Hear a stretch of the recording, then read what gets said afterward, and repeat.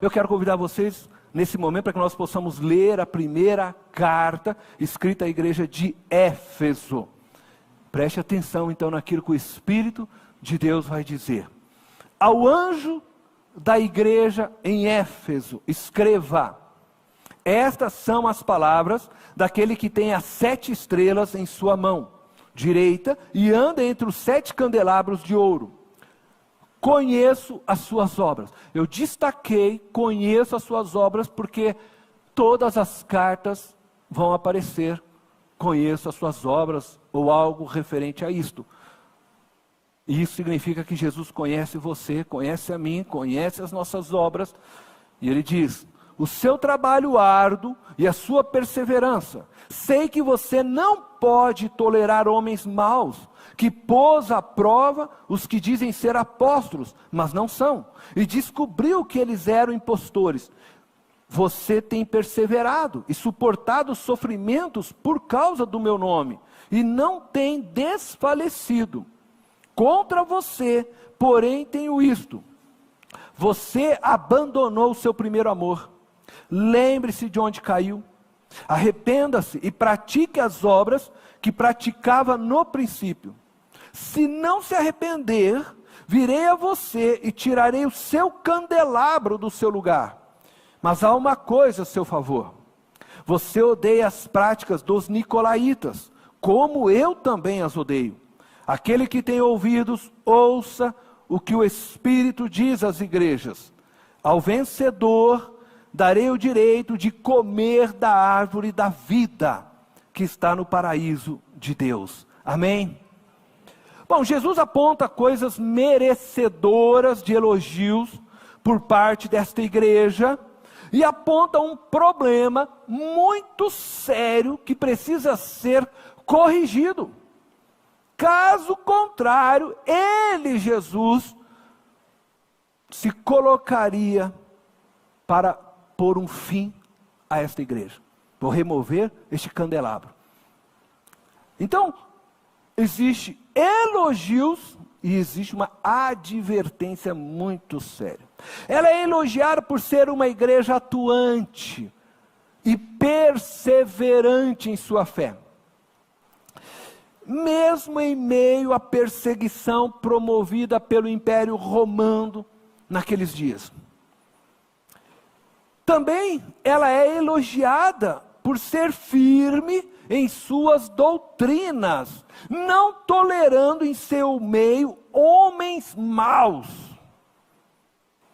e desmascarando os falsos apóstolos com seus falsos ensinos, incluindo os nicolaítas com suas práticas heréticas.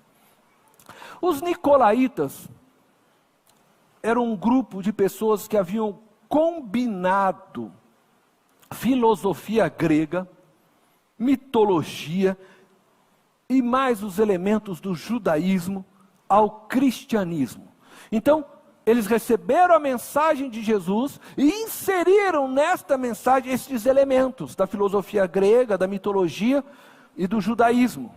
Então virou uma bagunça os ensinos deles.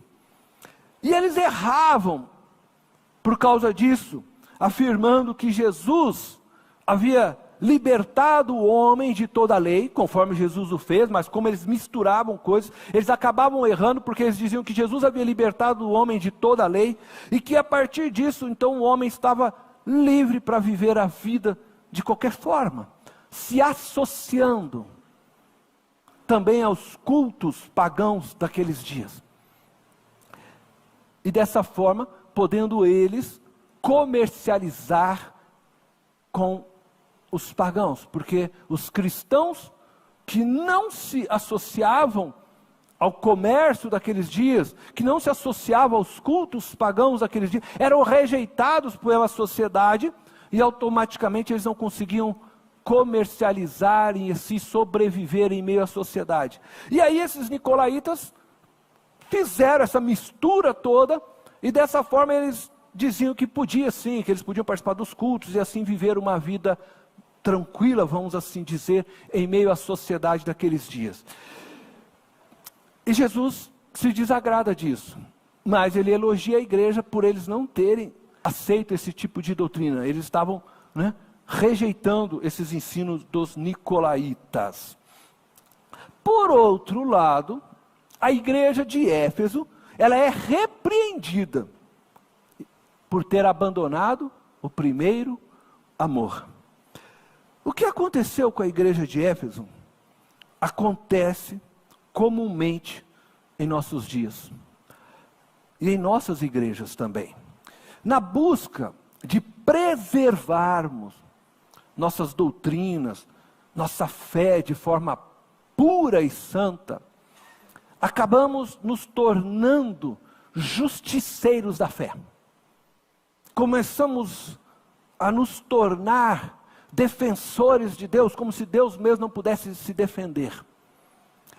E neste processo, nós acabamos nos tornando duros, inflexíveis, frios em nossas relações com as demais pessoas. Nessa tentativa de preservar a doutrina intacta, e também de livrar a igreja de todas as mentiras procedentes do mundo e dos homens maus, como diz o texto, nós muitas vezes começamos a nos fechar.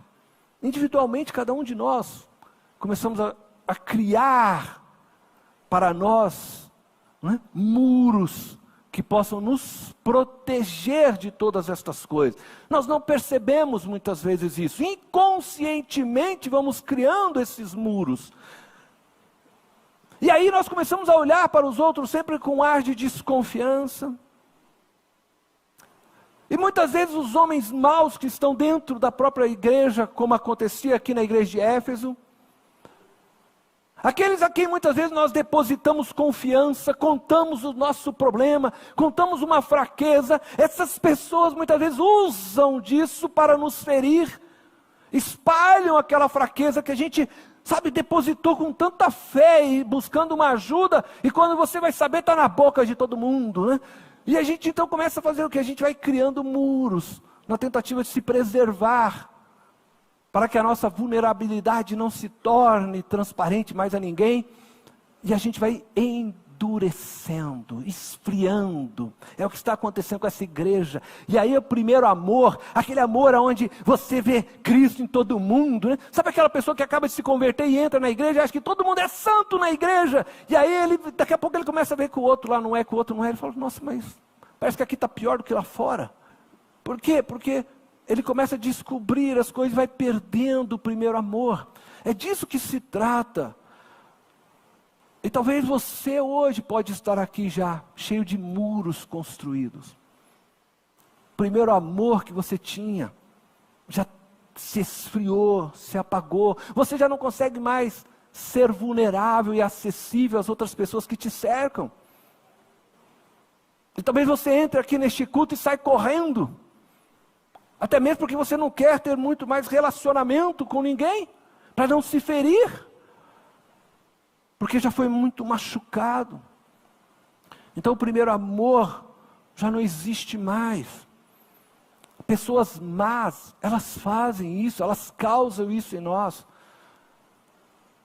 E a gente vive ferido. E aí então a gente começa a ser uma igreja que já não existe doação legítima de coração para o outro. A nossa comunhão já não é mais verdadeira. E aí nós fazemos as coisas porque sabemos que temos que fazer. Nós fazemos com o coração duro e fechado, mas a gente faz porque tem o que fazer.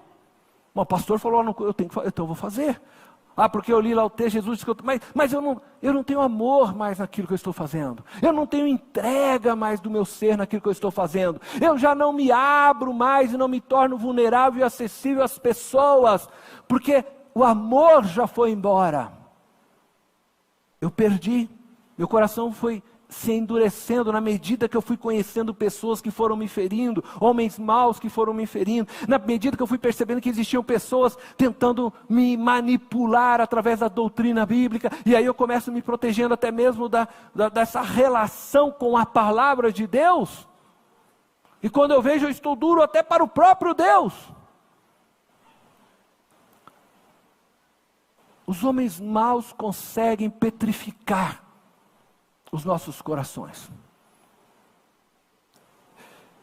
E na medida então que você está se colocando nessa defesa, eu quero dizer que no fundo você começou um processo de se fechar para o outro.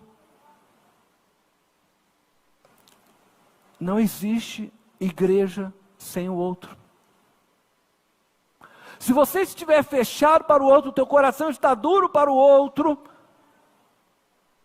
você está vivendo algo que já não é a igreja de Cristo. Porque a igreja de Cristo é relacionamento com o outro. Igreja de Cristo é olhar para o outro e perceber o outro em mim e eu nele. Igreja de Cristo é doação do coração para o outro. Igreja de Cristo é olhar para o que Cristo fez. Cristo deu sua vida por mim, por você, pecador. Mas Ele se deixou ser ferido em amor. Ele foi esbofeteado, foi cuspido, foi colocado numa cruz, usou uma coroa de espinho, Ele sangrou, mas Ele não te rejeitou em momento algum, e Ele não se deixou se endurecer por causa da perversidade das pessoas que o cercavam. Ele sempre esteve pronto a se doar, até mesmo para Judas que o traiu. Então você não pode deixar seu coração se endurecer. Porque senão você vai perder o sentido do que é ser cristão.